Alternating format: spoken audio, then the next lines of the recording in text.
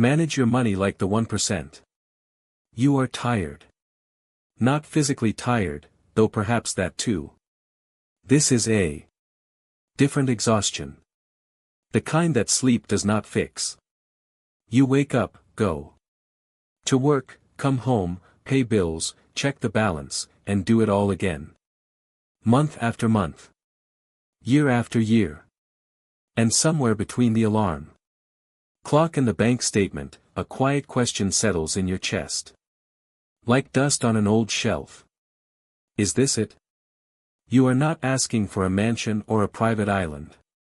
You are asking why, no matter how hard you work, the numbers never quite add up. Why?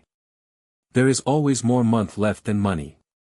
Why the people who seem to have everything are not necessarily working harder than you, and in many cases, are working far less.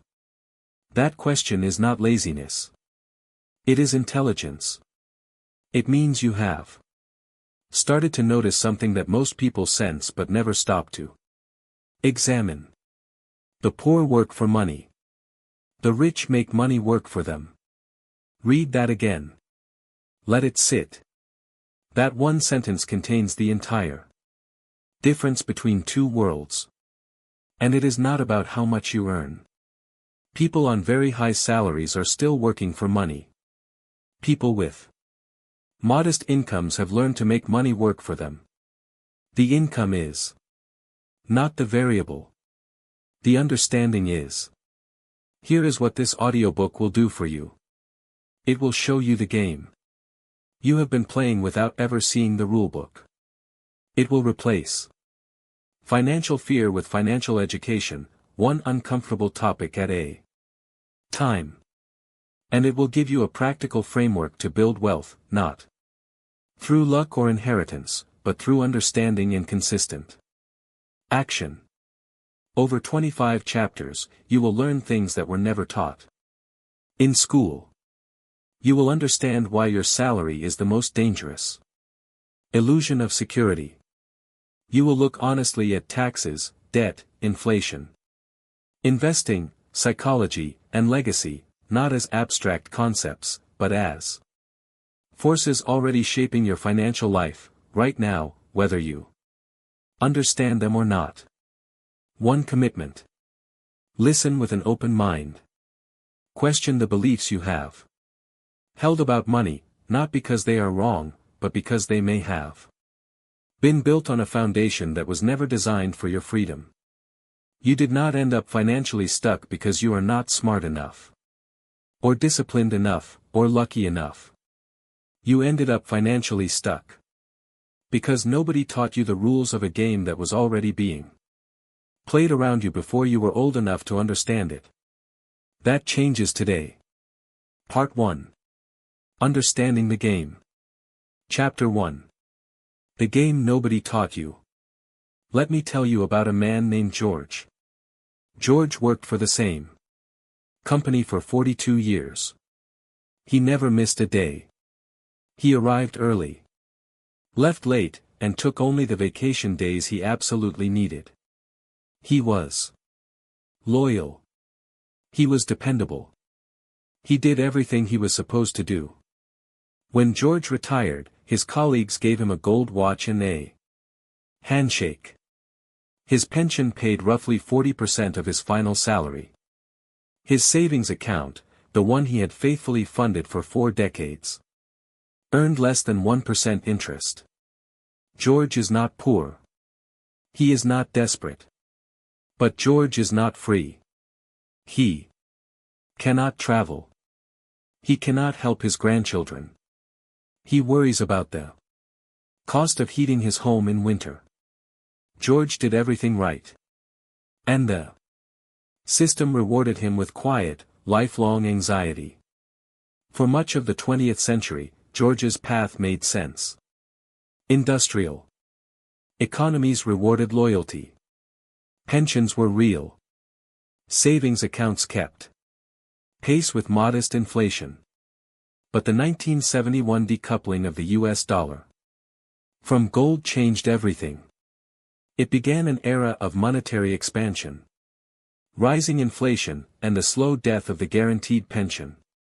The rules of the game changed, and nobody sent a memo to the working class. Today, a 25-year-old with a university degree graduates into a world where student debt is normal, housing costs have outpaced wages for decades, and the average private sector worker has no defined benefit pension at all. The rulebook George followed no longer exists.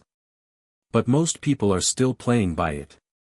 The wealthy do not follow the conventional path because they were shown a different one early. They were taught that money is a tool with rules, not simply a reward for effort. Rule 1: Money sitting still loses value. Rule 2: Money in motion, invested, deployed, positioned, has the potential to grow. Rule 3: The income is not the point.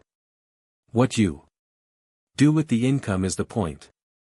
The most common mistake is confusing activity with progress. Working hard feels productive. Saving feels responsible. But if your savings earn less than inflation, you are not building wealth, you are slowly losing ground while feeling virtuous about it. The wealthy stop asking how much they are saving and start asking whether their money is growing faster than inflation. They know the difference between preserving capital and building it. They measure not by effort but by outcome. Before the next chapter, write down one financial rule you were taught as a child or young adult. Then ask yourself honestly, is that rule still true? Or was it designed for a world that no longer exists? If effort alone guaranteed wealth, would you already be wealthy? And if the answer is yes, what is still missing? In the next chapter, we are going to look at the emotion that controls most people's financial decisions without them ever naming it. Chapter 2. Fear is not the warning, it is the signal. Imagine you are walking through a forest. A large shape moves in the distance.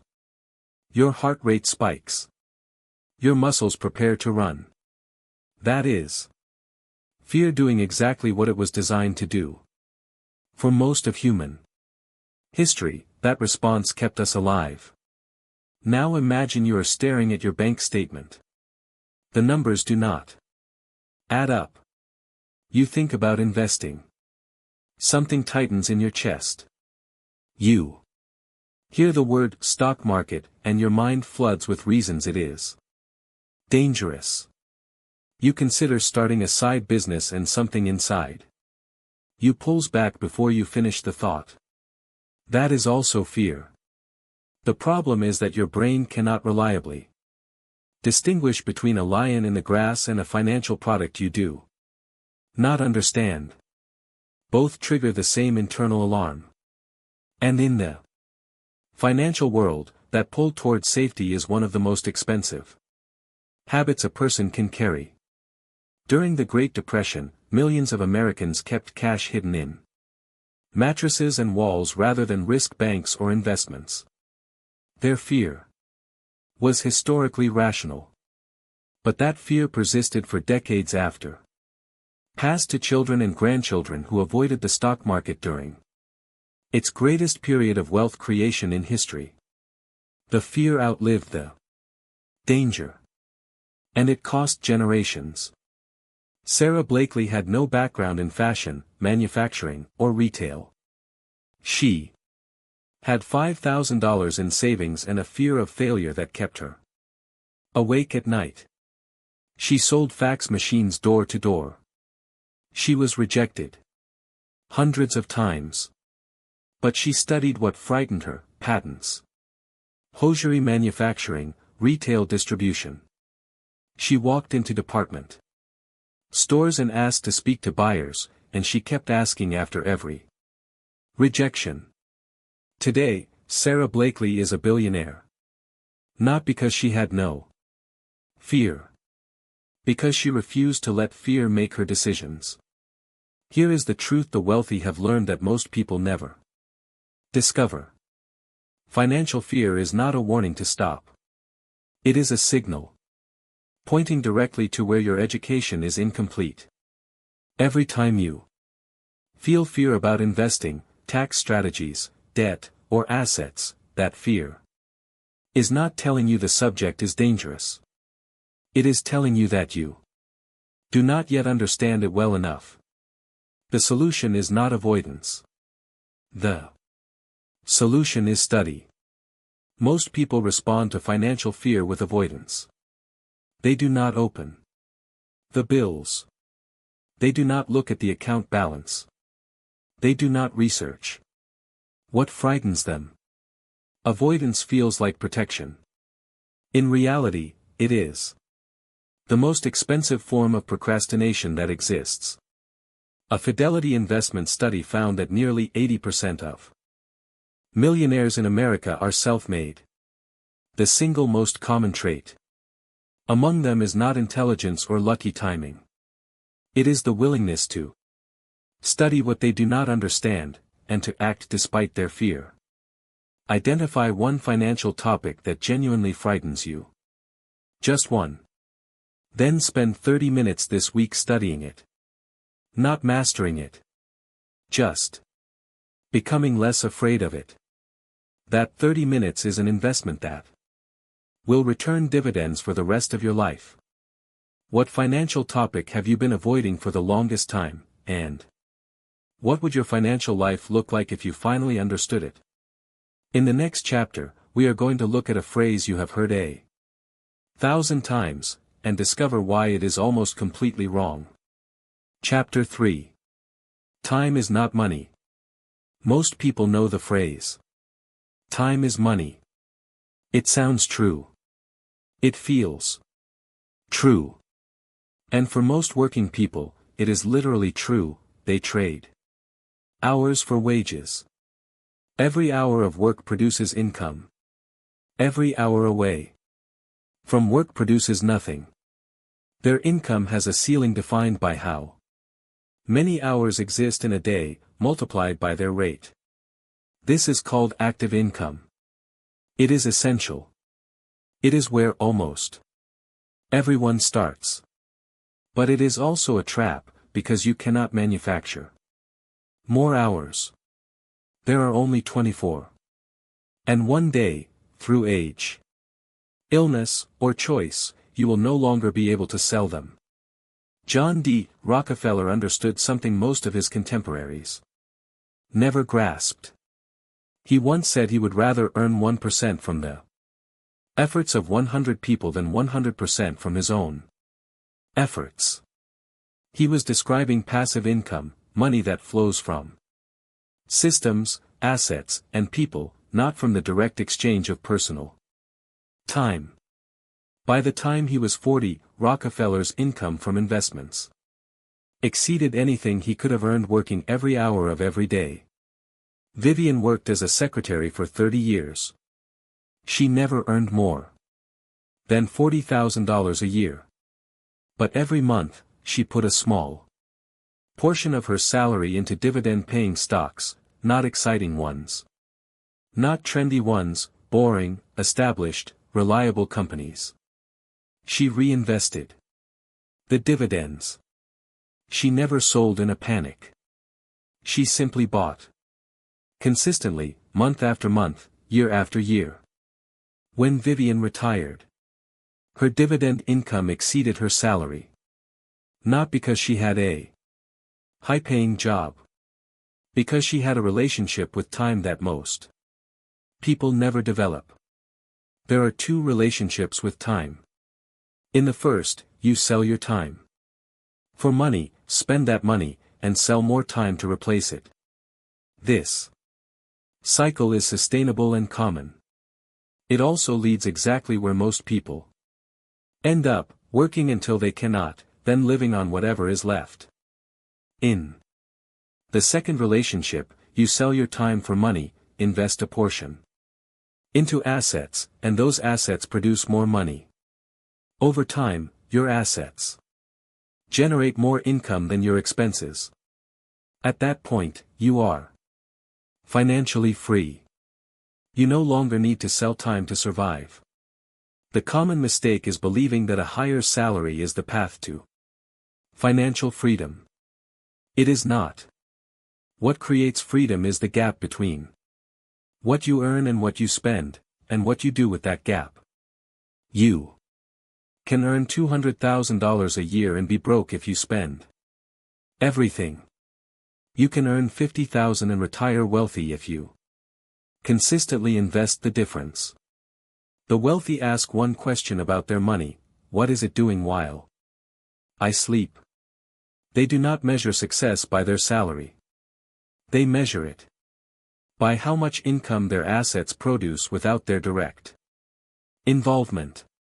Calculate your net worth today, assets minus liabilities. Write it down. Then use a compound interest calculator to model what a modest monthly investment of $50 or $100 would become over 10, 20, and 30 years at 7%. The numbers will reveal something your feelings cannot. If you stopped working tomorrow, how long could your current assets sustain your lifestyle, and is that answer acceptable to you?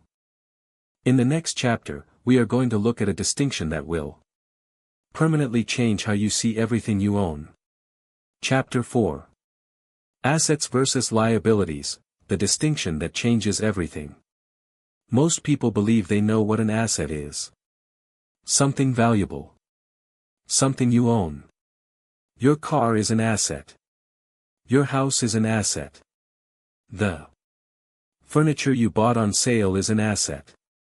This belief is costing people enormous amounts of money. Here is a more useful definition, not theoretical, but practical. An asset is something that puts money into your pocket. A liability is something that takes money out of your pocket. That is the entire distinction. And once you see everything through this lens, your financial world rearranges completely. In the early 20th century, Henry Ford made a decision that confused many of his peers. He paid his workers wages high enough to afford the cars they were building. People called it charity. Ford called it business. His workers were buying cars, which were liabilities for them, depreciating the moment they drove off the lot. But for Ford, the factory was an asset, generating income from every sale. Ford owned the asset. His workers paid for the liability. One decision, two completely different financial outcomes. Robert was a schoolteacher who never earned more than $60,000 a year. But he understood the asset-liability distinction. He bought a small duplex, lived in one unit, and rented the other. The rent covered most of his mortgage. He repeated this process every few years, as he could afford it. By the time he retired, Robert owned 15 rental units. He had never earned a high salary. He had simply channeled his limited income into things that generated more income, while his colleagues channeled theirs into things that consumed it. According to the IRS, the average millionaire has 7 distinct sources of income. Not one salary, 7. And the majority of those sources come from assets, rental properties, business ownership, investment portfolios. Not wages. The wealthy buy assets. Much of the rest of society buys liabilities, and calls them assets. The most emotionally charged example is the family home. For most people, their home is their most treasured possession and their largest purchase. But if you are living in it, your home is, financially speaking, primarily a liability. Mortgage payments, property taxes, maintenance, insurance, repairs. Every month, money flows out. The value may appreciate, and that matters, but until you sell, that appreciation is theoretical. Your home is consuming your cash flow. The wealthy do not ask, can I afford this? They ask, does this move me toward or away from financial independence? A car purchase becomes a calculation. A holiday becomes a trade-off. Every spending decision becomes a conscious choice rather than an unconscious habit. They are not joyless, they are intentional. For the next 30 days, keep a simple spending journal. Every purchase. Write A for asset or L for liability. Do not judge yourself. Simply observe. At the end of 30 days, you will hold a map of your financial priorities. Once you can see it clearly, you can change it deliberately. Of the 3 largest purchases in your life so far, which were assets that generated income, and which were liabilities that consumed it? In the next chapter, we are going to look at the most powerful force in the financial world, a force Einstein reportedly called the 8th wonder of the world. Chapter 5. The Power of Compounding, Time's Greatest Gift. Ronald Read worked as a janitor. He pumped gas at a service station.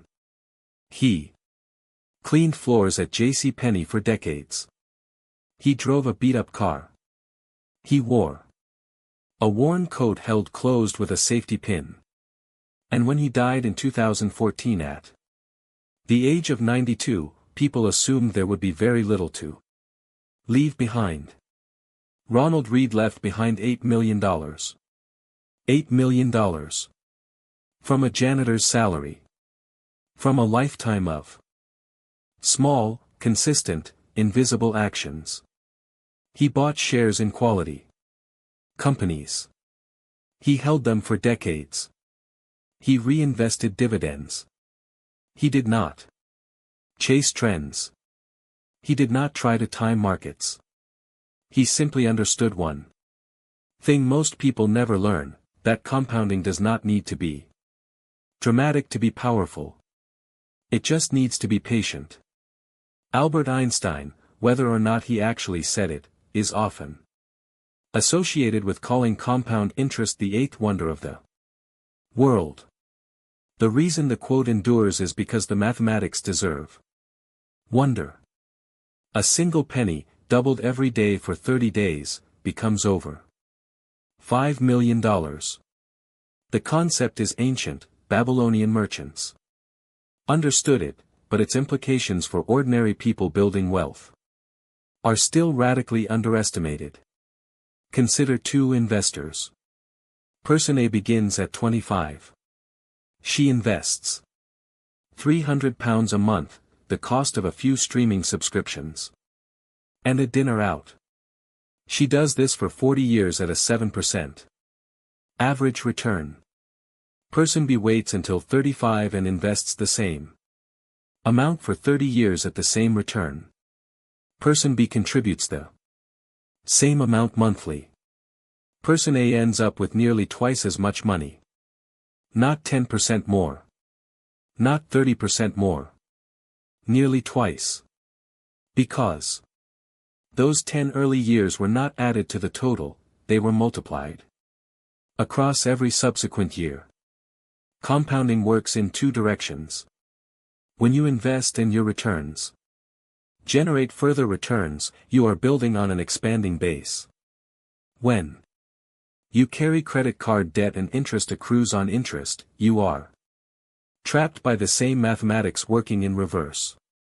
The wealthy harness compounding. Most people experience it only as debt. The most costly mistake is waiting. People tell themselves they will start investing when they earn more, when things settle, when the timing feels right. But timing is irrelevant compared to duration. The cost of waiting 10 years is not 10 years of contributions, it is the compounding of every subsequent year on a smaller base. That cost, once calculated, is staggering. Warren Buffett made the vast majority of his wealth after his 50th birthday. Not because he discovered a new strategy in middle age, but because he started investing at 11 years old. His wealth did not grow in a straight line. It grew on a curve that bent upward, slowly. Then dramatically, then almost incomprehensibly. He understood that time in the market is not a luxury. It is the engine. Find a compound interest calculator online. Enter a realistic monthly amount you could save, even $50 or pounds. Enter 7%. Enter 30 years. Look at the number. Then change the start date to 10 years earlier. The difference you see is the cost of procrastination, calculated precisely, without emotion. If you had started investing 5 years ago what you are currently spending on things you barely remember, what would that money be worth today? We have now built the foundation of understanding. In part 2, we begin constructing the practical structure of wealth. Part 2. Building the foundation. Chapter 6. Why one income stream is dangerous. There is a tree that survives drought and flood not because it is the largest, but because its roots spread wide and deep in every direction. No single source of water sustains it. No single drought destroys it. Your income should be that tree. Most people's income is a single straw, drawing from a single well. One employer. One salary. One stream. When that stream is threatened, when the company downsizes, the industry shifts, the economy contracts, everything rests on the stability of one entity you do not control. The Great Recession of 2008 eliminated millions of jobs that never came back. Workers who had spent 20 years building expertise in one industry found their entire professional identity erased overnight. Those who had diversified, a rental property here, a small consulting practice there, a stock portfolio compounding quietly, survived. Many thrived. Not because they were smarter, but because they had spread their roots. Before Oprah Winfrey was a media empire, she was a news anchor earning a modest salary. She understood early that a single salary is a single point of failure. She began her own production company. She invested in real estate. She built businesses across media, publishing, film, and endorsement. Not all at once, built across decades, deliberately, one stream at a time. Today, no single entity could end her financial life. That is not luck. That is architecture. According to a Fidelity study, nearly 40% of millionaires have at least 3 income streams.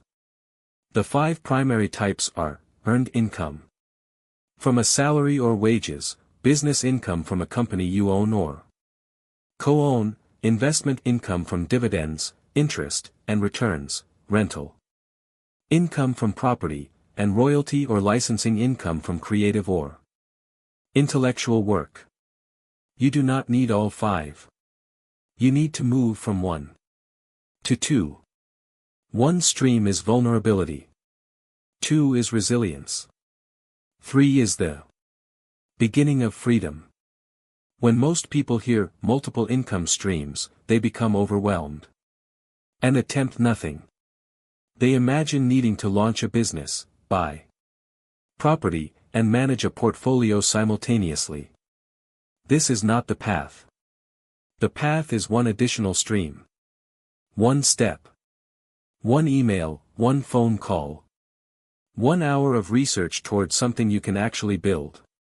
The wealthy treat income diversification the way engineers treat structural redundancy, not as a luxury, but as a requirement. They ensure that no single failure can bring down the entire structure. And they build that redundancy gradually, not frantically.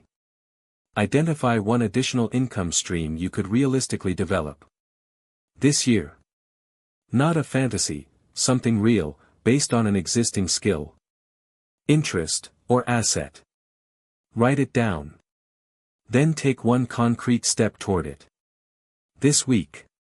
If your primary income disappeared tomorrow, how many months could you sustain your current lifestyle, and is that number acceptable? In the next chapter, we confront the most emotionally loaded word in personal finance. Chapter 7. Debt, enemy or tool? The word debt carries a weight that is almost physical. The tightening in your shoulders when you calculate what you owe. The quiet anxiety of a bank statement. The sense that debt represents failure, that you have been living beyond your means, that you are behind, that respectable people do not owe money. That emotional relationship with debt is one of the most expensive things many people carry. Not because the emotion is wrong, financial stress is real and valid, but because emotion prevents clear thinking. And when you cannot think clearly about something, you cannot manage it intelligently. In 1949, a small company in Kentucky took out loans to buy machinery and expand production. The founders were nervous. Debt felt like a risk. But their banker explained something important: the debt would generate returns that exceeded its cost. That company was Brown-Forman, the distillery behind Jack Daniels. The debt they feared became the leverage that built an empire. The tool was not the problem. Their relationship with the tool was.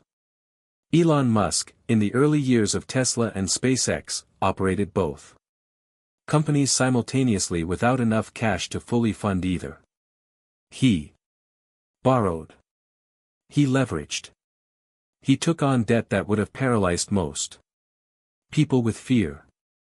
But that debt was purposeful, deployed to build assets, technology, and intellectual property that would eventually be worth hundreds of billions. The principle is not about scale. It is about intention. There are two kinds of debt. Destructive debt finances things that lose value and produce no income: a car on a high-interest loan, a holiday on a credit card, consumer goods bought on installment. These things depreciate and consume. They take money out of your pocket. And bought with debt, they cost even more because interest is added to something already declining in value. Constructive debt is used to purchase assets. Rental property, business investment, education that demonstrably increases earning capacity. In these cases, the asset services the debt. When the debt is cleared, the asset continues to produce. According to the Federal Reserve, the average credit card interest rate is approximately 20%. If you carry a $5,000 balance, you are paying roughly $1,000 per year in interest alone. That is money that could be invested. Money that could compound. Money that could work for you instead of for the bank. The mistake is treating all debt as identical when it is not. The wealthy do not ask, "Should I borrow?" They ask three questions. Before taking any debt, does this purchase produce income or consume it? Is the potential return greater than the cost of the debt? And if this investment underperforms, can I still service this debt without destroying my financial stability? If the answers are satisfactory, they proceed. If not, they study further or wait. List every debt you currently carry. Write D beside each one that is destructive, financing things that lose value and generate no income. Write C beside each one that is constructive, financing assets that generate returns. Then create a plan to eliminate the destructive debts. Aggressively, starting with the highest interest rate. That plan is not punishment. It is the fastest path to freedom. Of the debt you currently carry, how much of it is building your future, and how much of it is funding your past. In the next chapter, we enter territory that most people find intimidating enough to avoid entirely, and that avoidance has a measurable, calculable cost.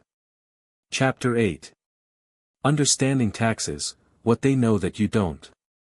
Let me say something that may feel provocative but is simply factual. The tax system is not a flat burden shared equally. It is a layered, complex structure of rules, incentives, deductions, and strategies that produces very different outcomes for different people, depending entirely on how much they understand about it. This is not a conspiracy. It is the consequence of decades of legislation that reflects economic priorities. Businesses receive tax incentives because governments want businesses to invest and employ. Property investors receive reliefs because governments want housing maintained. Retirement savings receive tax advantages because governments want citizens to be financially self-sufficient. These incentives exist. They are legal. They are documented. And the majority of working people either do not know they exist, or believe they are inaccessible, and so they never engage with them. Andrew Carnegie, the steel magnate and one of history's wealthiest individuals, structured his business interests through holding companies and trusts that legally minimized his tax exposure. He did not do this by hiding money. He did it by understanding the rules of the system and arranging his affairs accordingly. He once wrote that it was a man's duty to understand the laws that governed his wealth, not to escape them, but to navigate them intelligently. Dave was an employee for 25 years, paying taxes without question. Then he started a small consulting business alongside his regular job. His accountant revealed something transformative: the expenses of running his business, home office, internet, professional development, subscriptions, were deductible from his business income before tax was applied. Dave was not evading tax. He was planning it. In his first year of business, he legally reduced his tax bill by thousands. The most fundamental tax reality that most employees never encounter is this: a salary is typically the most heavily taxed form of income. Before you receive a pound, a significant portion is already gone. A business owner, by contrast, receives revenue, deducts legitimate expenses, and pays tax only on the remaining profit. This is not a loophole. It is the fundamental design of the system. But because most people are employees, they never experience this structure. The most common and costly tax mistake is not maximizing tax-advantaged accounts, ISAs, 401(k), IRAs, pension contributions, or whatever equivalent exists in your country. These accounts are specifically designed to encourage long-term saving and investment. Not using them fully is, quite literally, leaving money on the table. The government is offering to subsidize your wealth building. Most people decline without realizing it. The wealthy do not view tax planning as optional. They view it as a financial responsibility to themselves and their families. They employ professional advisors. They structure income intelligently. They understand that paying less than you legally owe is not unpatriotic, it is competent. No government expects you to pay more than you legally owe. They expect you to pay exactly what you owe, and a good advisor ensures you do. Before your next tax filing, pay for 1 hour of professional tax advice. Not software. Not online research. A human conversation with a qualified accountant. Ask one question: what am I missing? The answer will almost certainly be worth many times the cost of the hour. If you knew there were legal ways to reduce your tax bill by thousands each year, and you were not using them, whose responsibility would that be?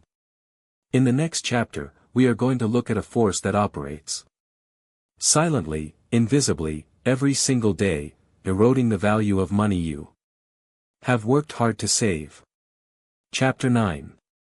Inflation, the silent wealth killer. Imagine water dripping on stone. One drop does nothing. 100 drops are imperceptible. But over years and decades, the stone wears away. The change is invisible day by day. Over time, it is absolute. Inflation works exactly this way. It is the gradual increase in the price of goods and services over time. A loaf of bread that cost $1 20 years ago costs $2.50 today. A house that cost $200,000 20 years ago costs $400,000 today. The same money buys less. Your purchasing power shrinks, quietly, steadily, invisibly, whether or not you are paying attention. In Weimar Germany in the early 1920s, hyperinflation reached a rate of 29,500% per month. People needed wheelbarrows of cash to buy bread. Workers were paid twice daily so they could spend their wages before the afternoon made them worthless. This is the extreme. But even moderate, chronic inflation, the kind that runs at 2 to 4% per year, compounds into catastrophic purchasing power destruction over a working lifetime. Margaret saved faithfully for 40 years. She put money in her bank account every month, never invested, never bought assets. At retirement, she had £100,000. She thought she was safe. But Margaret did not account for inflation. The £100,000 she had accumulated had the purchasing power of approximately £40,000 from the year she started saving. Her money had been silently consumed, year by year, while she felt responsible and disciplined. She saved her way to a diminished future. According to historical data from the Bank of England and the Federal Reserve, the average inflation rate over the past 50 years has been approximately 3 to 4% per year. At 3%, prices double every 24 years. At 4%, every 18 years. A 30-year-old today will face a cost of living at retirement roughly 2 to 4 times what it is now. Any saving strategy that does not account for this is not a strategy, it is a slow surrender. The mistake is believing that saving money is the same as protecting money. Saving preserves a number. It does not preserve purchasing power. A savings account earning 1% while inflation runs at 3% is producing a negative real return. You are working, saving, and falling behind simultaneously. The wealthy hold as little cash as necessary, typically 3 to 6 months of expenses for liquidity and emergencies. Everything beyond that is deployed into assets that rise with or faster than inflation, real estate, equities, businesses, commodities. They understand that inflation is not a problem for people who own assets. Inflation is a problem for people who hold cash. When prices rise, the value of debt falls in real terms. When you own property with a fixed-rate mortgage, inflation makes that mortgage cheaper every year while the property's value rises. Inflation can work for you, if you own the right things. Calculate the real return on your savings today. Take the interest rate your savings account pays. Subtract the current inflation rate. If the result is negative, your savings are shrinking in real terms. Decide whether that is acceptable. And if it is not, begin researching what a diversified investment in broad market index funds would have returned over the past 20 years. If your savings account were a business, would you call it profitable? Or would you shut it down and redeploy the capital? In the next chapter, we move from understanding what destroys wealth to building the system that creates it. Chapter 10. Budgeting like the wealthy, cash flow, not restriction. Most people think of budgeting as a financial diet, a deprivation exercise, a list of things you cannot have. The word itself carries a flavor of austerity and joylessness, spreadsheets, guilt, small pleasures surrendered. And that association is exactly why most people abandon budgets within weeks of starting them. The wealthy do not budget this way. They do not think of budgeting as restriction. They think of it as direction. Every pound or dollar is assigned a destination. The question is not, what can I not have? The question is, where is this money going, and is that where I want it to go? Benjamin Franklin lived frugally by choice, not necessity. He tracked his expenses meticulously from his 20s, not to punish himself, but to understand the relationship between his earning and his accumulation. He famously observed that it was not the amount a man earned but the gap between what he earned and what he spent that determined his freedom. 250 years later, the mathematics remain unchanged. Many of the wealthiest self-made individuals in history, from Warren Buffett to Ingvar Kamprad, the founder of IKEA who drove a used Volvo and flew economy class until late in life, are known for the studied modesty of their personal spending. Not because they could not afford more. Because they understood what that money would become if deployed rather than consumed. The most powerful budgeting principle the wealthy use is pay yourself first. Before any bill is paid, before any discretionary spending occurs, a predetermined portion of income is transferred automatically into savings and investment accounts. Not whatever is left over, what comes first. When the savings come before the spending adjusts. When the spending comes first, the savings never materialize. A powerful cash flow framework: allocate 50% of net income to needs, housing, food, transportation, utilities. Allocate 20% to wealth building, investments, savings, debt elimination. Allocate 30% to wants. This is not rigid law, but a structural starting point. The crucial difference from conventional budgeting is that the 20% wealth building allocation is automated and non-negotiable. It is not what is left over. It is what comes first. The most destructive budget mistake is lifestyle inflation. Automatically increasing spending every time income increases. A raise arrives. The rent goes up. The car gets upgraded. The holiday gets more expensive. The income grows. The gap does not. And the wealth never accumulates. The wealthy maintain a conscious, deliberate gap between what they earn and what they spend, and they widen that gap aggressively in periods of income growth. They are not miserly. They are intentional. Every increment of income growth that goes into assets rather than lifestyle becomes permanent financial infrastructure rather than a temporary pleasure. This week, calculate your current cash flow allocation.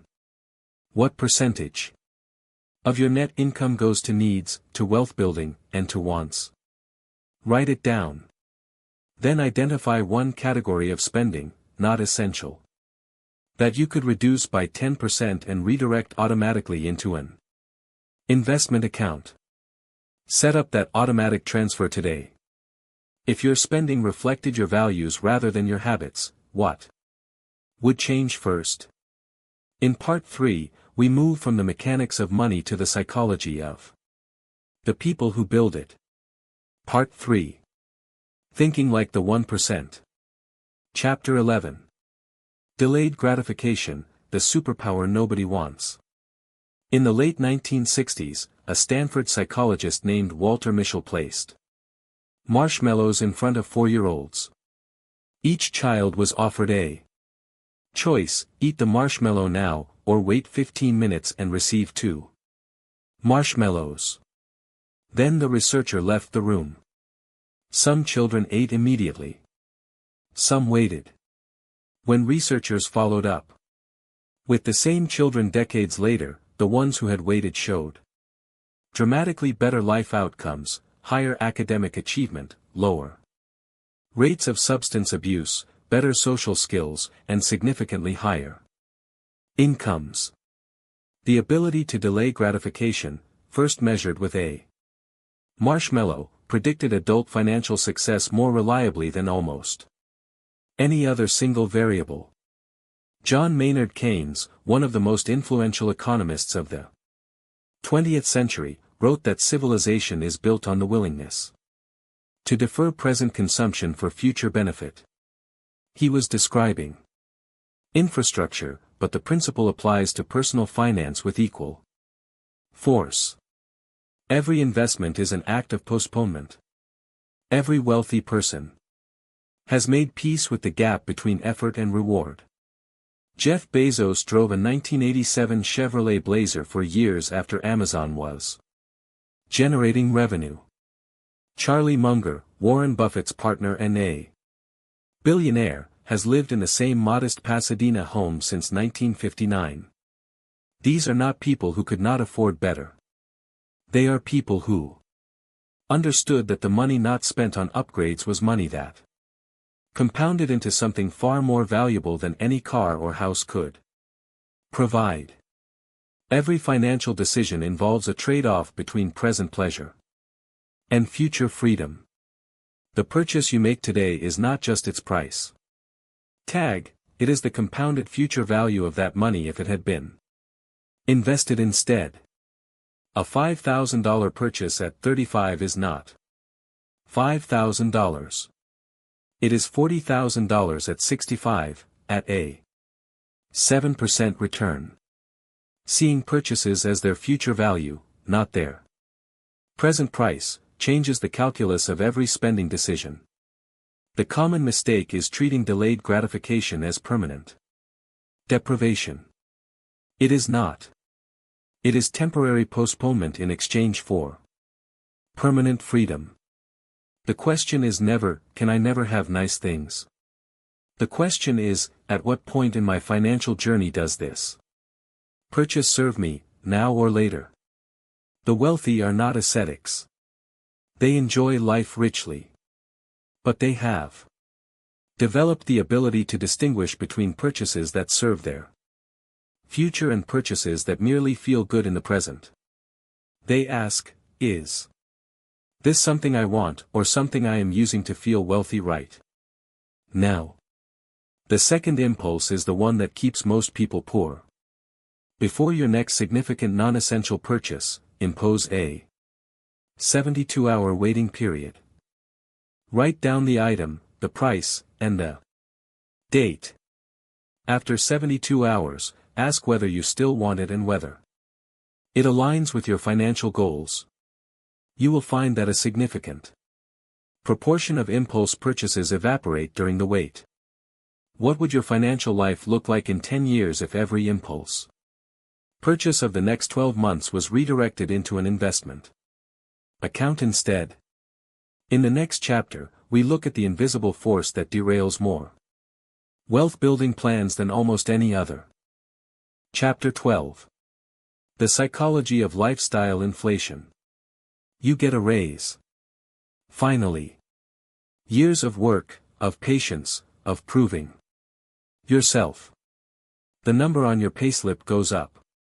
And almost before you have finished celebrating, the spending goes up with it. A better apartment. A newer car. More evenings out. Better holidays. The income grew. The lifestyle grew to match it. The gap between earning and spending that builds wealth, stayed exactly the same. This is lifestyle inflation. And it is the single most reliable destroyer of upward financial momentum that exists. Thorstein Veblen, the American economist who coined the term conspicuous consumption, in 1899, observed that people increase their spending not primarily based on what they need, but based on what those around them are spending. The social pressure to signal success through visible purchases is not a modern phenomenon. It is a deeply human tendency that has bankrupted individuals and societies across every era of recorded history. Studies consistently show that lottery winners return to their previous happiness levels within 2 years, and that a significant proportion end up worse off financially than before their win. The sudden income surge triggers spending upgrades, houses, cars, gifts, lifestyle, that create permanent ongoing expenses. The income was temporary. The commitments became permanent. This is lifestyle inflation in its most dramatic form. Your number, the amount of wealth you need to be financially free, is determined not by your income but by your expenses. Every permanent increase in lifestyle spending increases your number. A higher car payment is not just a monthly cost, it is tens of thousands of additional pounds you must accumulate before you can stop working. A larger house is not just a bigger mortgage, it is years added to your working life. Lifestyle inflation does not just cost money. It costs time. It costs freedom. The mistake is defining success by what you spend rather than what you accumulate. The social visibility of spending, the car in the driveway, the house in the neighborhood, the holiday on social media, creates a performance of wealth that actively undermines the reality of it. Many of the people who look wealthy are not. Many of the people who are wealthy do not look it. The wealth-building discipline is to allow lifestyle to grow slowly. Meaningfully slower than income. When income increases by 10%, allow lifestyle to increase by 2 or 3. Route the remaining 7 or 8 into assets. Do this consistently through every raise, every bonus, every windfall, and the compounding effect is extraordinary. Review the last 3 raises or income increases you received. For each 1, estimate how much of the increase went to lifestyle upgrades and how much went to wealth building. The gap between those two numbers represents a calculable missed opportunity. Then design a rule for the next raise, 50% to lifestyle, 50% to investment. Commit to it before the raise arrives. Are you spending to feel wealthy, or investing to become wealthy, and do those two paths lead to the same place? In the next chapter, we look at the daily habits that make the difference invisible but inevitable. Chapter 13. Rich habits and poor habits, the daily decisions that compound. Tom Corley spent 5 years studying the daily habits of rich and poor people. He interviewed hundreds of individuals, millionaires and people living at or below the poverty line, and tracked their daily routines with obsessive specificity. What he found was not that rich people worked harder. What he found was that rich people had different daily habits. Small habits. Habits so mundane they were barely worth recording. Habits that, compounded over decades, produced completely different financial outcomes. Benjamin Franklin rose at 5 in the morning and began each day with what he called his morning question: what good shall I do today? He read voraciously, kept meticulous financial records, invested continuously in his skills and network, and lived far below his means. For most of his working life, he did not become wealthy through a single dramatic event. He became wealthy through the consistent daily practice of things that most people do occasionally, if at all. Thomas J. Stanley, author of The Millionaire Next Door, found that the average American millionaire lives in a modest home, drives a car several years old, has never spent more than $50 on a bottle of wine, and reads an average of 1 or 2 books per month on business, finance, or self-improvement. The wealthy do not look wealthy. They live below their means, invest the difference, and let time do the rest.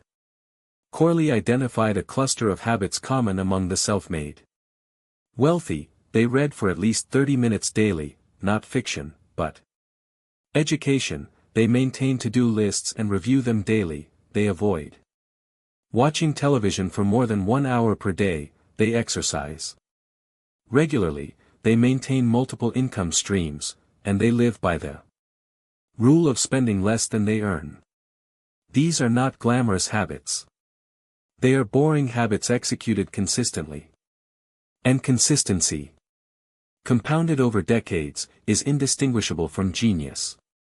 The common mistake is looking for a dramatic turning point, a breakthrough moment, a single decision, a lucky break, rather than building a system of daily habits that produce inevitable results.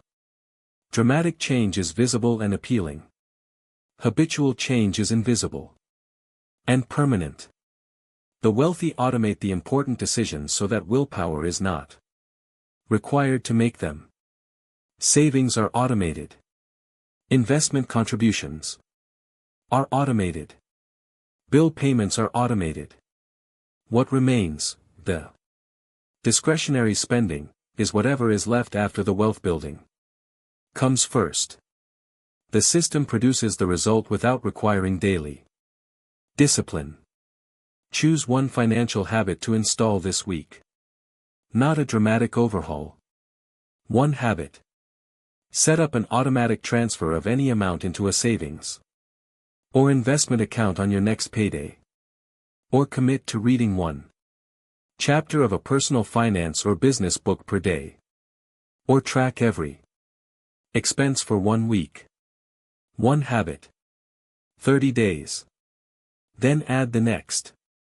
If your current daily habits continued unchanged for 30 years, where would they take you financially, and is that destination where you want to arrive? In the next chapter, we look at a shift in identity that separates the wealthy from everyone else. Chapter 14. The difference between consumers and owners.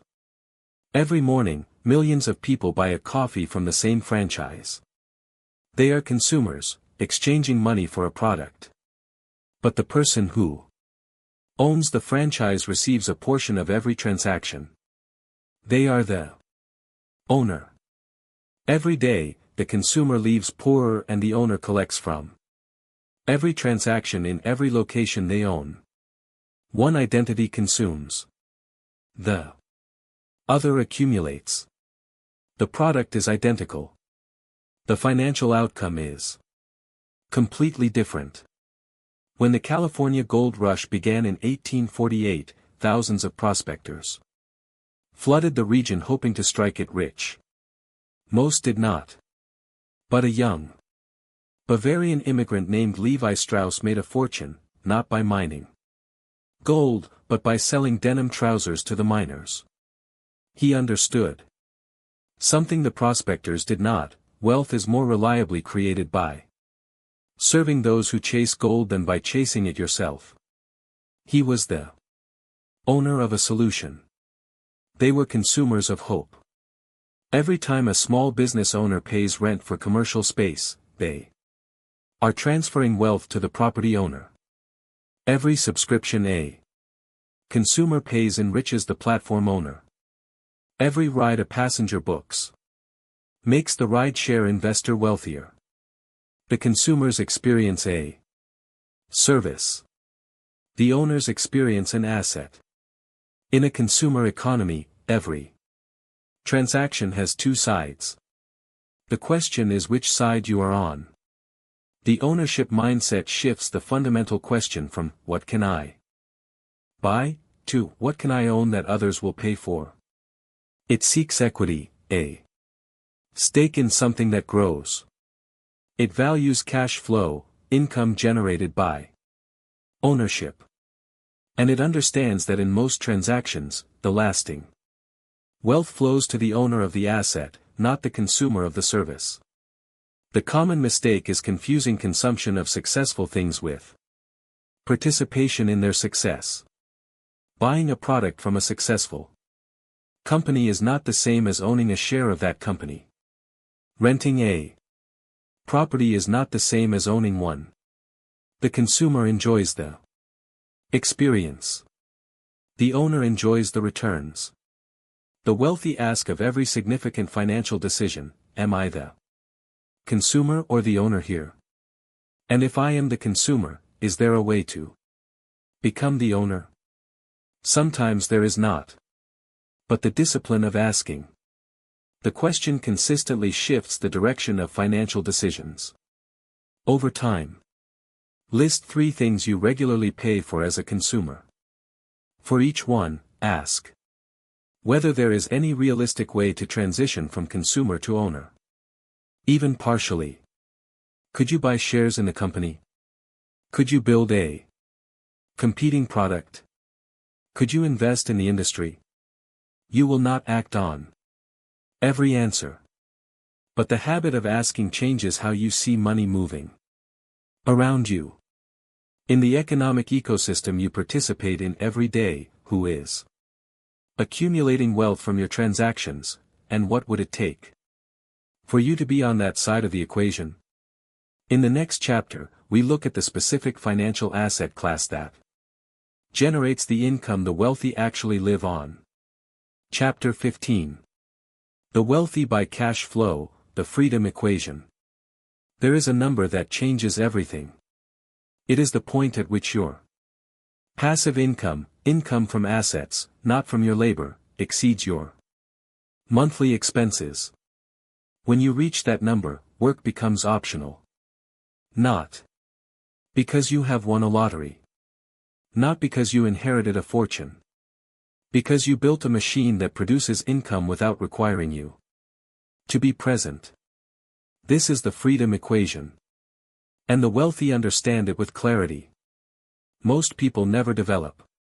John D. Rockefeller reportedly said that he wanted to make money while he slept. This was not laziness. Rockefeller was famously industrious. It was a strategic orientation toward building income-generating assets. Rather than accumulating labor income. He built refineries, pipelines, and distribution networks that generated cash regardless of whether he was physically present. He engineered his own irrelevance to the daily operations that made him rich. The FIRE movement, financial independence, retire early, has produced thousands of documented cases of ordinary income earners reaching financial freedom in their 30s and 40s by aggressively building investment portfolios and rental income. These are not tech entrepreneurs or investment bankers.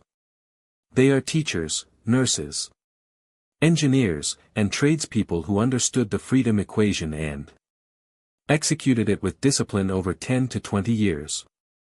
Cash flow producing assets fall into several categories: dividend paying stocks, which distribute a portion of company profits regularly, rental properties, which generate monthly rent that exceeds carrying costs, bonds and fixed income investments, which pay regular interest, business ownership, where systems generate revenue without constant owner involvement, and digital assets like online courses or licensed content that produce royalty income. The goal is to accumulate enough of these assets that their combined cash flow covers your living expenses. The common mistake is confusing net worth with cash flow. A $1 million home does not generate income, it generates costs.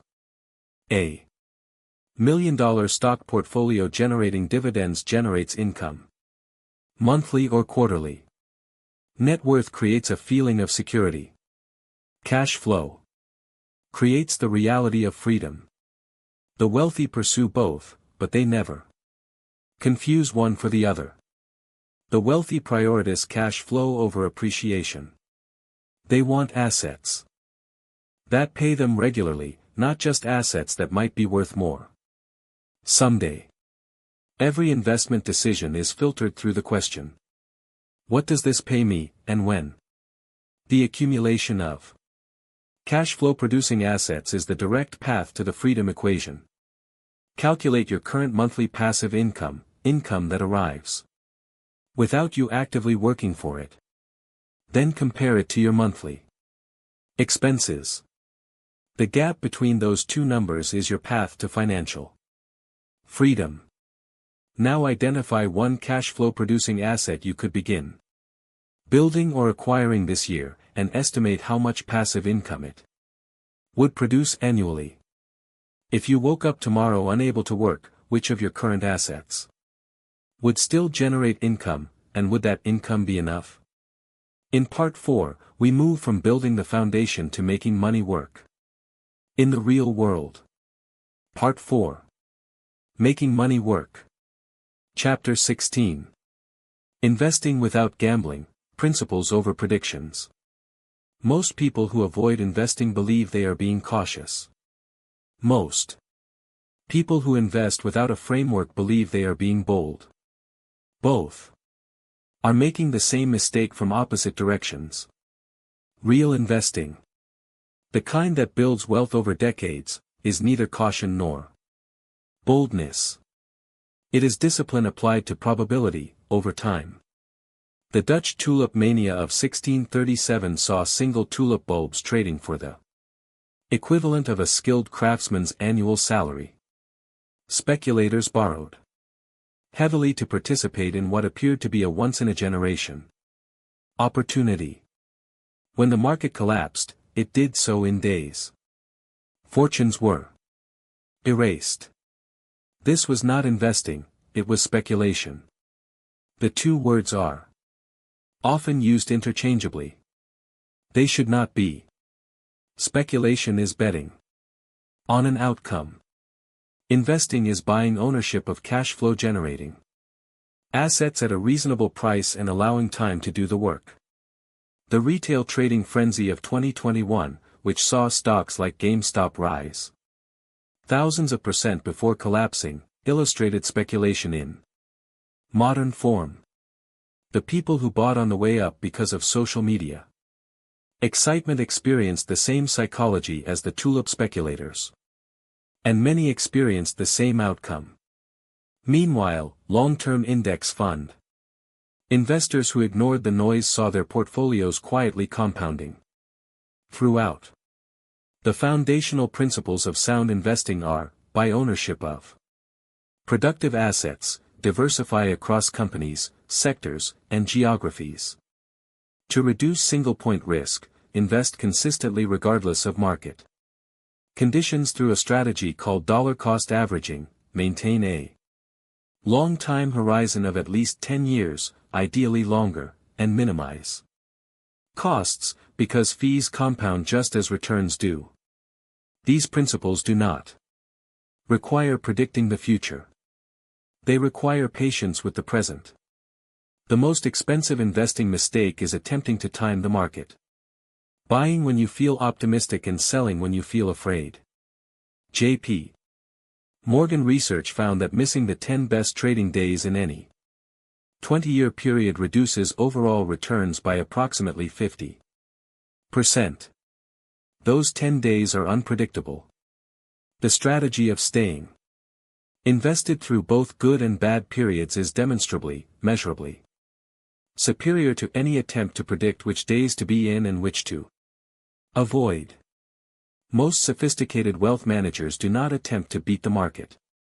They attempt to participate in it, consistently and cheaply, through diversified index funds and long-term positioning. Warren Buffett has Publicly stated that for most investors, a low-cost S&P 500 index fund held for decades is superior to virtually any alternative. The genius of the long-term index approach is that it requires almost nothing, no expertise, no daily attention, no prediction, only patience. If you do not yet have a brokerage account, open one this week. Research what a globally diversified index fund would have returned over the last 20 years in your currency. Then set up a recurring monthly contribution of whatever amount you can manage. Small is not a failure. It is a start. The habit matters more than the amount at the beginning. Are the financial decisions you currently make based on probability and evidence, or on fear and excitement, and which approach do you trust to serve you in 30 years? In the next chapter, we demystify the investment vehicle most people misunderstand and most wealthy people use. Chapter 17. The stock market explained simply. Most people think the stock market is a casino. A volatile, unpredictable machine controlled by insiders, designed to transfer money from ordinary people to Wall Street. This view is understandable, given what financial news looks like: constant alarm, dramatic swings, dire predictions. And it is almost completely wrong. The stock market is, at its core, a mechanism for ordinary people to own small pieces of large, productive businesses.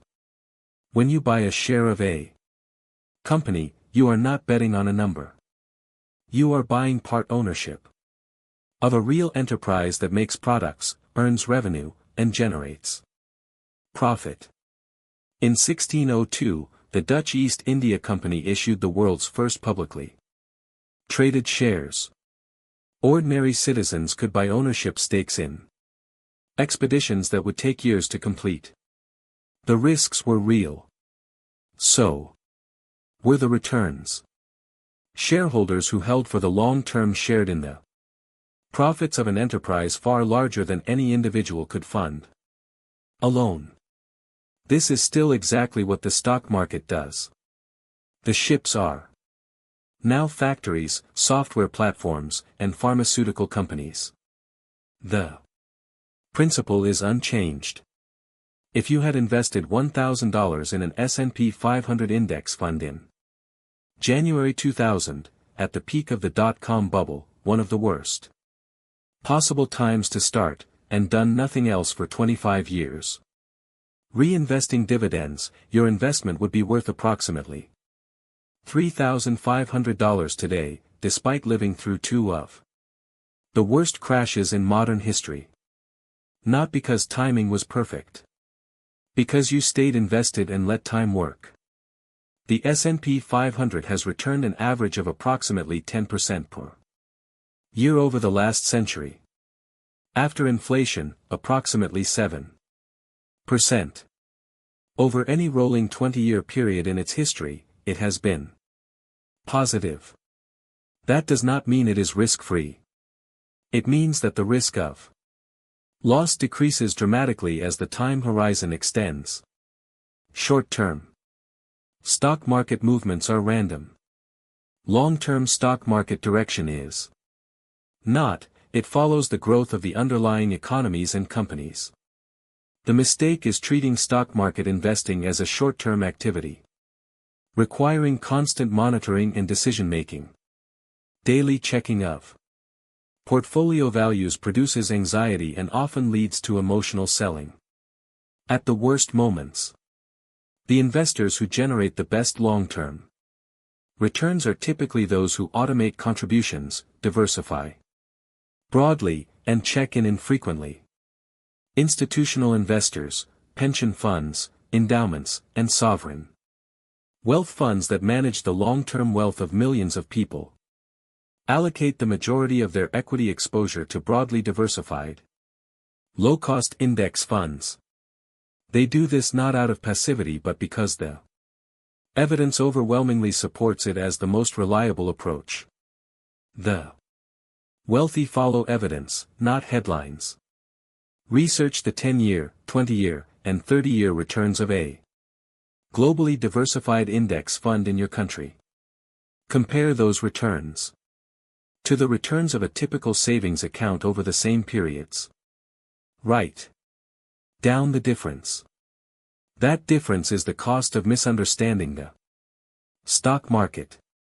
What would it take for you to see the stock market not as a machine that takes money from people like you, but as a machine that grows money for people like you, if used correctly? In the next chapter, we look at the asset class that has created more ordinary person millionaires than any other. Chapter 18. Real estate and wealth creation, the oldest asset. Real estate is not glamorous. It is plumbers at 11 at night and tenants who are late with rent. It is property taxes and insurance, premiums and unexpected repair bills. But it is also this, an asset that uses other people's money to buy itself, generates monthly income, appreciates over time, and can be leveraged to acquire more assets. No other investment vehicle does all four of those things simultaneously. Andrew Carnegie, before he built his steel empire, made his initial fortune in real estate. The Vanderbilt fortune, one of the largest in American history, was built in part on Manhattan real estate purchased at prices that seem absurd in hindsight.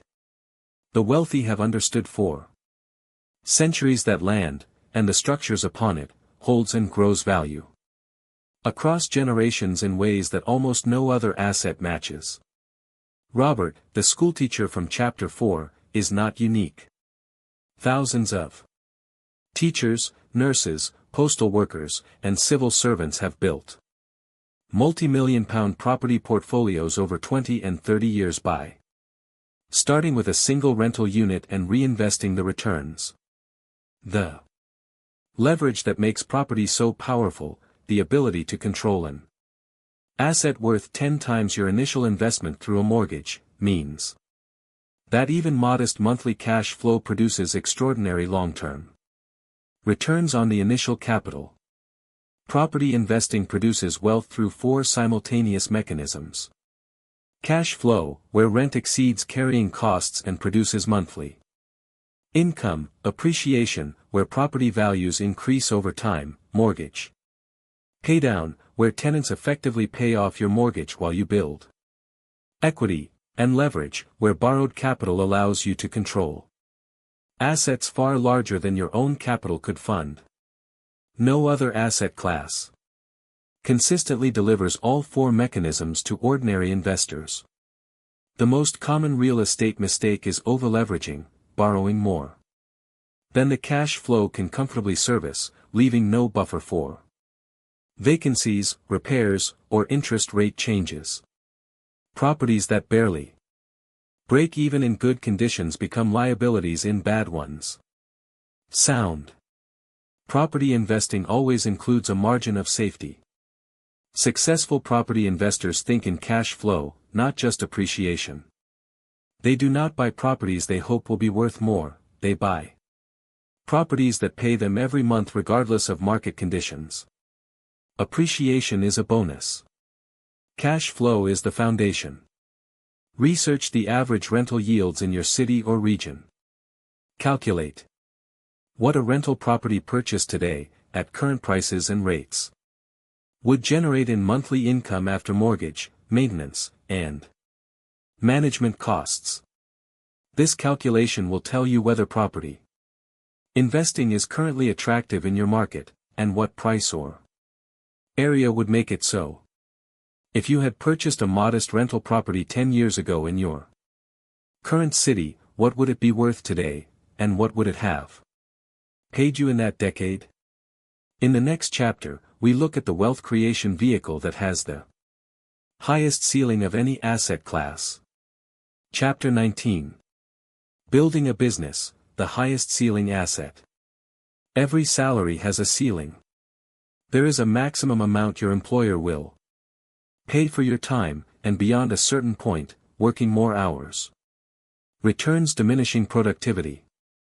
But a business, a real business, built on systems that operate with or without the owner's constant presence, has no ceiling. Its value grows with the market it serves. Its income can scale beyond any individual's labor. And it can be sold, creating a liquidity event that no salary ever produces. Sam Walton opened his first variety store in 1945 with $25,000 borrowed from his father-in-law.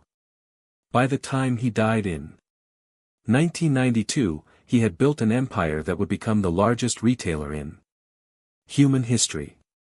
He did not accomplish this through personal effort alone.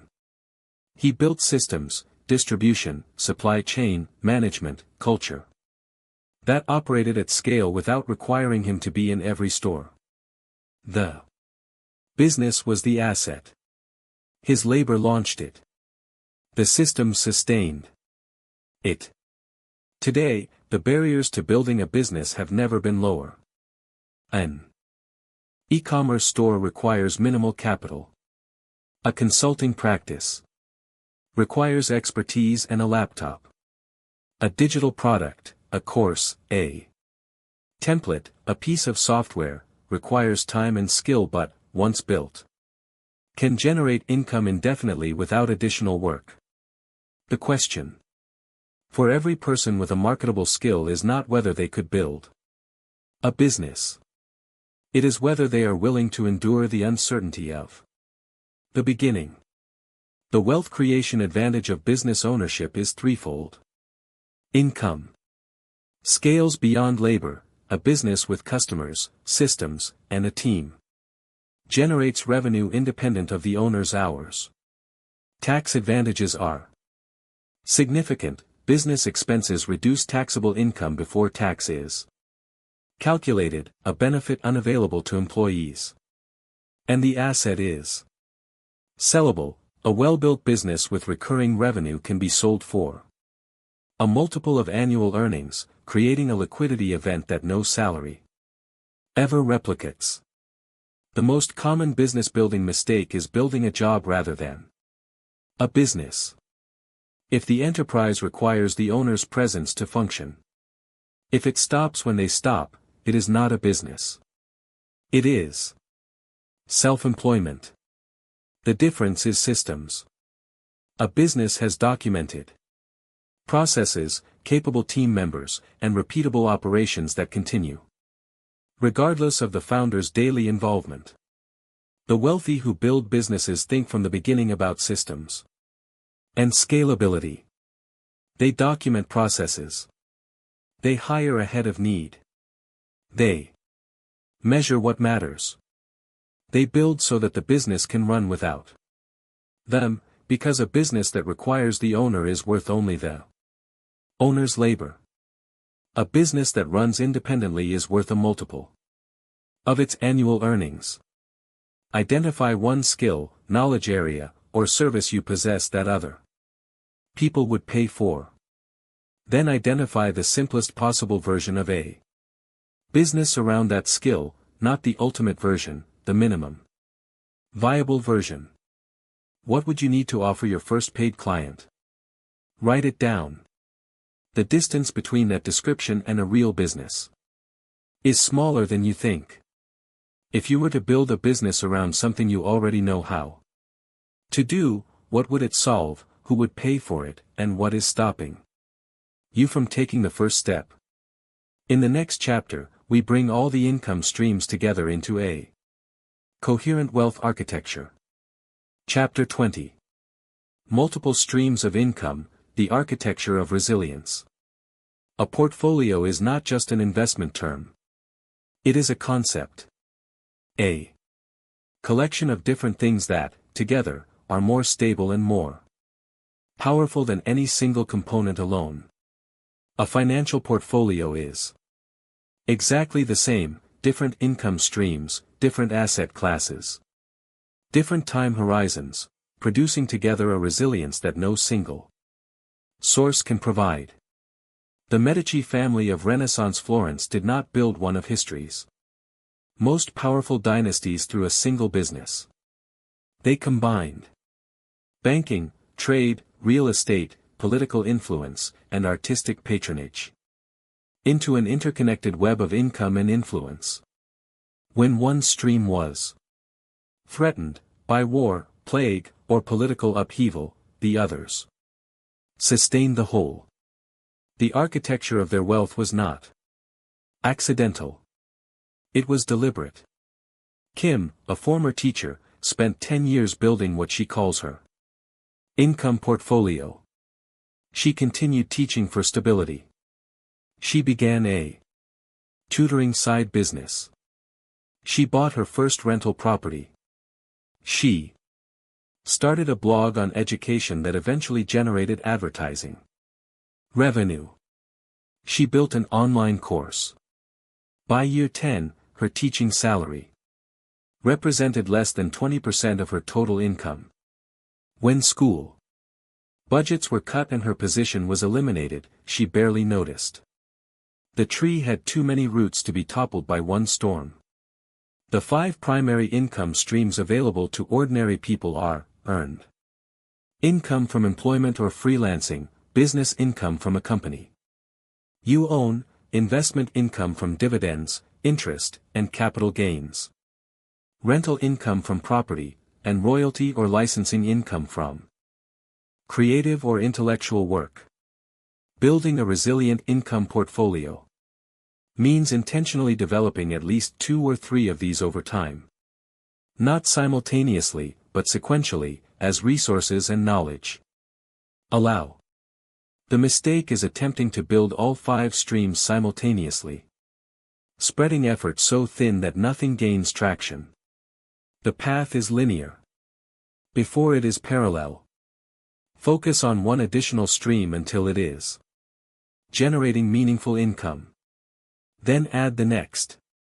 The portfolio grows by addition, not by division of attention. The wealthy view their income sources the way engineers view structural supports, each one load-bearing, each one tested, each one contributing to a structure that no single failure can bring down. They do not build for optimism. They build for robustness. They plan for the income streams they have not yet built by making financial decisions today that keep those options open. Draw your current income map. List every source of income you currently have and the percentage of your total income each represents. Then identify which stream you will begin building next and write down the first concrete step. That step is where diversification begins. If the income source you most depend on disappeared, which of your other streams would catch you, and is that answer comfortable? In Part 5, we move to the principles that operate at the highest level of wealth, and that are available to anyone willing to think at that level. Part 5. Advanced Wealth Principles. Chapter 21. Networking and Opportunity, Relationships as Assets. In 1971, a young man working at a small bank in Nebraska asked to meet one of his idols, Warren Buffett. He made his case in a letter. Buffett agreed to the meeting. That young man was Charlie Munger. The meeting became a partnership that produced one of history's greatest business collaborations. Munger later said that the relationship with Buffett was worth more to him than any investment he ever made. The most underrated asset on any balance sheet is the people you know. And, more precisely, the people who know and trust you. J.P. Morgan, the banker, did not become the most powerful financier in American history through superior investment returns alone. He became powerful because of who trusted him. When the U.S. government faced financial crisis in 1895, it was Morgan they called, not because he had the best spreadsheet, but because he had the deepest relationships with the people and institutions that held real capital. His network was his most valuable asset. Research consistently shows that approximately 70 to 80% of jobs are filled through personal connections rather than advertised. Postings. The same principle applies to investment opportunities, business partnerships, and access to information that is not publicly available.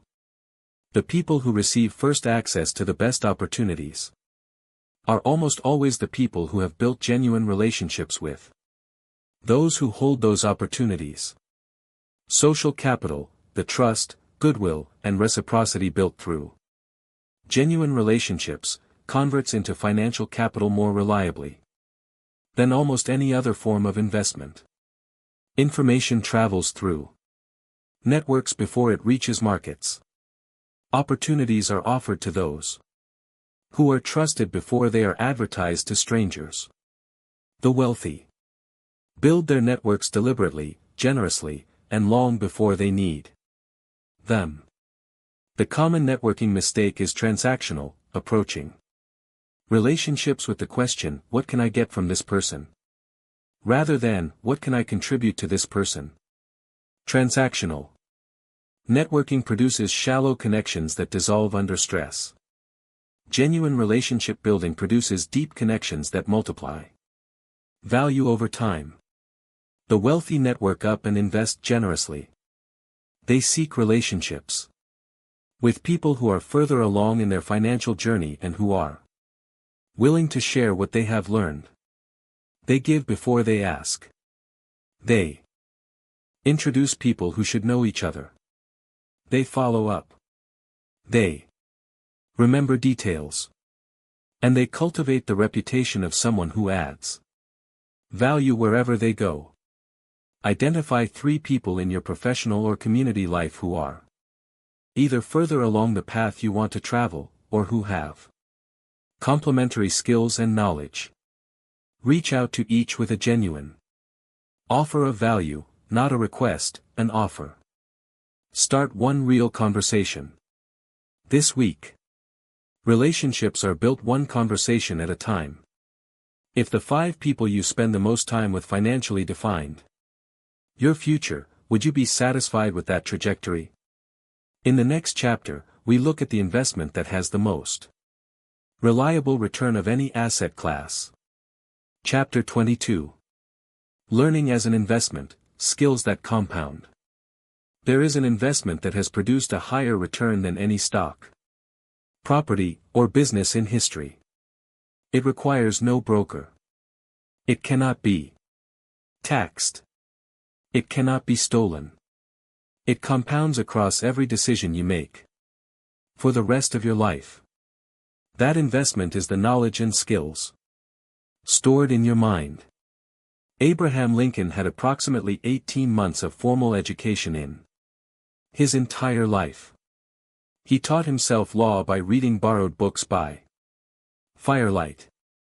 He read voraciously, practiced public speaking obsessively, and studied the arguments of the greatest legal and political minds of his era. The return on that self-directed educational investment was not a degree. It was a mind that could navigate the most complex political and moral crisis in American history. His learning compounded across every decision he made. Warren Buffett reportedly reads 5 to 6 hours per day. Charlie Munger has described his self-education as sitting on your ass and reading. Bill Gates takes 2 think weeks per year, isolated periods of intensive reading and reflection. These are not people with time to spare. They are people who have concluded that learning is the highest return activity available to them and have structured their lives accordingly. The Georgetown University Center on Education and the Workforce estimates that specialized skills in high-demand fields can increase lifetime earnings by hundreds of thousands of dollars compared to general skills. But the financial return on learning is not limited to formal credentials. Understanding investing increases the quality of every investment decision for the rest of your life. Understanding taxes reduces your tax bill for decades. Understanding negotiation increases every salary, contract, and price you negotiate. Each skill compounds across every future application. The most common learning mistake is stopping formal education and concluding that education is complete. The wealthy treat education as a lifelong practice, not an event that ends at graduation. They read widely, seek mentors, attend industry events, and continuously expose themselves to ideas that challenge their current understanding. The wealthy invest in learning before they know exactly how it will pay off, because they have learned to trust that it will. They read books outside their field. They take courses in adjacent disciplines. They seek out the smartest people they can find and ask them questions. They understand that every investment in knowledge reduces the probability of costly mistakes in every area of life. Calculate the last 12 months of entertainment spending, streaming services, dining, leisure. Then calculate your last 12 months of educational spending, books, courses, professional development. The ratio between those two numbers tells you something important about your investment priorities. Then buy one book this week on a financial or professional topic that you know would serve you, and actually read it. What skill, if you possessed it at an expert level, would have the greatest positive impact on your financial life in the next 5 years? In the next chapter, we look at the most overlooked dimension of wealth: keeping what you build. Chapter 23. Protecting wealth, insurance, emergency funds, and risk. Building wealth is a long game played on an unpredictable field. Markets crash. Health fails. Businesses lose key contracts. Relationships end in legal disputes. A decade of careful accumulation can be materially damaged by a single uninsured catastrophic event. The wealthy do not merely build, they protect. And the tools of protection are often the least glamorous and most neglected aspect of financial planning. Lloyd's of London was founded in 1688 in a coffee shop, where merchants and ship owners gathered to share the risk of maritime trade. They understood something fundamental: no single merchant could absorb the loss of an entire ship's cargo. But if hundreds of merchants each accepted a small portion of that risk, the loss of any single ship became manageable. Insurance is the mathematical distribution of catastrophic risk across a group willing to share it. It is one of civilization's most sophisticated financial inventions, and one of the most misunderstood. The financial recovery of families hit by the 2020 pandemic was dramatically different between those with adequate emergency funds and those without. Families with 3 to 6 months of expenses in liquid savings weathered the uncertainty. Those without emergency reserves were forced to take on high-interest debt, draw down retirement accounts, or make decisions under duress that cost them far more in the long run. The emergency fund did not produce a return. It prevented a catastrophic loss. Wealth protection operates on 3 levels. The first is liquidity. Maintaining 3 to 6 months of living expenses in accessible, stable cash, not as an investment but as a financial shock absorber. The second is insurance, adequate coverage for health, disability, property, and life, calibrated to the genuine cost of each risk rather than the minimum legally required. The third is legal structure, ensuring that assets are properly titled, that wills and powers of attorney are in place, and that liability exposure is managed through appropriate legal entities for business owners. The most common protection mistake is underinsuring to save money on premiums. This is false economy. The purpose of insurance is not to save money in years when nothing goes wrong. It is to prevent ruin in the one Year when everything does. Underinsuring is accepting a catastrophic risk to avoid a manageable cost. The wealthy treat protection as infrastructure, a non-negotiable cost of operating a financial life. They maintain emergency funds regardless of how confident they feel. They carry disability insurance, because their most valuable asset is their ability to earn. They review their coverage annually and adjust for changes in assets, income, and dependents. They do not gamble with their downside. Review your current protection infrastructure this week. Do you have an emergency fund of 3 to 6 months of expenses and liquid savings? Do you have adequate health and disability insurance? Do you have a current will? For each gap, identify the first step to closing it. Protecting what you have built is as important as building it. If the worst financially plausible event in your life happened tomorrow, would your current protection infrastructure allow you to survive it without destroying what you have built? In the next chapter, we zoom out to the longest possible time horizon. Chapter 24. Legacy Thinking, Building Wealth Across Generations. Most financial planning is personal. How much will I have? When can I retire? What will my life look like?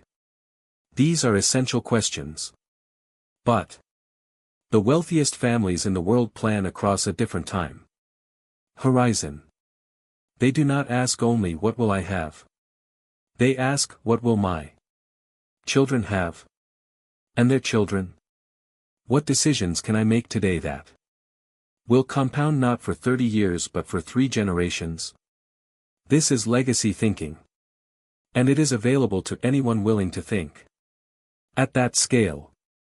The Rothschild banking dynasty was built in the late 18th century by Mayer Amschel Rothschild, who famously sent his 5 sons to 5 different European cities to build a network of financial institutions that could share information and capital across borders. His last words, reportedly, were instructions about the family's financial unity. He did not build wealth for himself. He built wealth for a dynasty. 250 years later, that dynasty remains financially significant. Beyond the vast Rockefeller, Kennedy, and Walton family fortunes, there are thousands of less famous families who have built multi-generational wealth on ordinary incomes. The mechanism is consistent. They invest in assets that appreciate over decades. They educate their children about money from an early age. They establish legal structures that protect and transfer wealth efficiently, and they instill values of ownership, investment, and delayed gratification that persist across generations. Multi-generational wealth transfer rests on 4 pillars: financial assets invested for the long term in diversified, income-producing portfolios, real assets such as property and business interests that appreciate and generate income, human capital in the form of financial education passed deliberately to children and grandchildren, and legal structures including trusts, wills, and estate plans that transfer assets efficiently and protect them from unnecessary taxation and legal exposure. The most common legacy mistake is failing to talk to children about money. Families that treat wealth as a taboo subject produce children who are unprepared to manage what they inherit. Studies consistently show that second-generation wealth is frequently dissipated not through bad luck but through financial illiteracy. The inheritance arrived without the education required to steward it. Wealthy families talk about money openly. They involve children in age-appropriate financial decisions from an early age. They model the behaviors they want to pass on. They create structures, family meetings, investment education, small allowances tied to saving and giving, that teach financial literacy as a lived practice rather than An abstract concept. If you have children, have one age-appropriate conversation about money. This week. Not a lecture, a conversation. Ask them what they think. Money is for. Talk about saving and spending. If they are old enough. Explain what an investment is. If you do not have children, write down the financial principles you wish someone had taught you before you needed them, and identify who in your life you could share them with. Now. What financial decisions could you make today that your grandchildren would benefit from, and what is preventing you from making them? In our final chapter, we bring everything together into the mindset that makes all of this possible. Chapter 25. The 1% Mindset, Patience, Ownership, and Decades. The 1% are not a different species. They do not have access to financial instruments you cannot use. They do not have a secret that has been kept from you. What they have, in most cases, is a different relationship with time, a different orientation toward ownership, and a different tolerance for the boredom of patience. The 1% mindset is not a personality type. It is a set of consistent choices, made over a long enough period, that produce statistically predictable outcomes. James Simons, the mathematician who founded Renaissance Technologies, built one of history's most successful investment funds. But Simons was not born into wealth. He was a mathematician who spent years in academia before applying his analytical skills to markets. What made him exceptional was not a single insight but a commitment to following evidence over intuition, process over emotion, and decades over quarters. The 1% mindset operates on the timescale of decades. In the influential marshmallow test follow-up research, the children who delayed gratification did not have higher intelligence than those who did not. What they had was a different model of the world, one in which the future was real, trustworthy, and worth sacrificing the present for. The wealthiest self-made individuals share this model. They see their future selves as real people whose financial security deserves present sacrifice. The 1% mindset consists of 5 consistent orientations. First, thinking in decades, not months or years. Second, seeking ownership of productive assets rather than consumption of goods. Third, practicing patience, allowing compounding to work without interference. Fourth, maintaining discipline during market volatility, economic uncertainty, and personal hardship. Fifth, continuously learning, treating every financial mistake as data rather than defeat. The deepest mistake is believing that the 1% mindset requires 1% luck. It does not. Ronald Reed the janitor had it. Vivian, the secretary, had it. The schoolteacher who built 15 rental units had it. What they shared was not extraordinary circumstances. It was extraordinary consistency in ordinary circumstances. The wealthy do not wait for certainty. Certainty never arrives. They act on probability, on what the evidence suggests is likely to produce good outcomes over long periods, and they stay the course through the noise.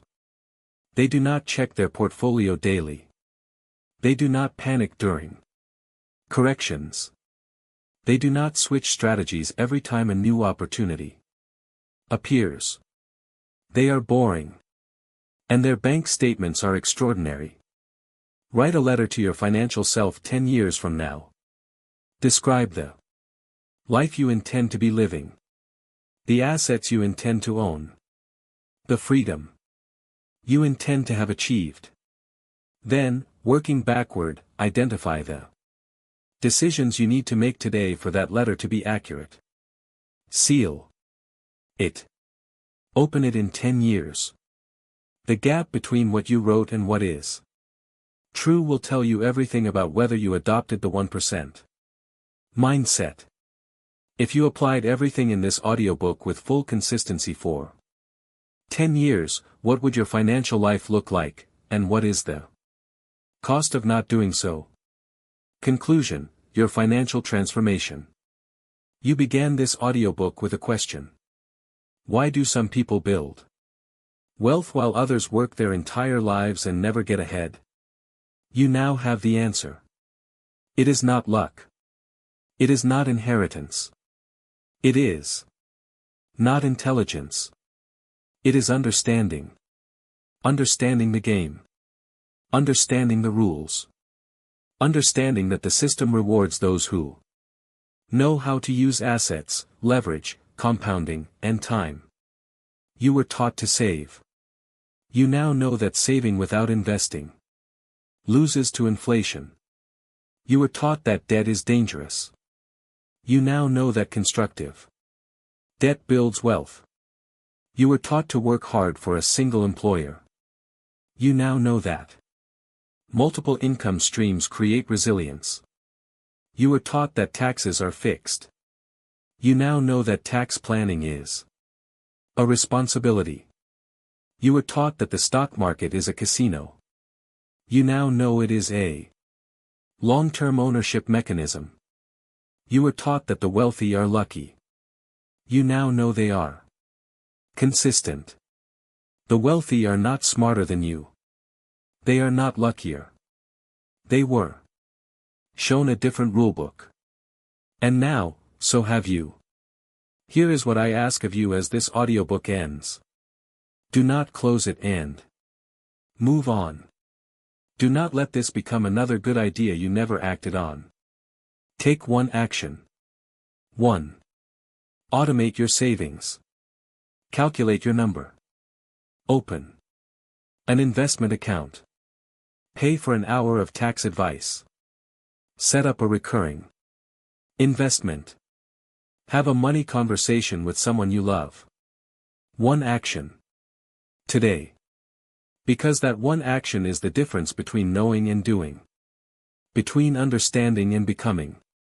Between the person who started this audiobook and the person who finishes it, and begins something new. You are now playing a different game.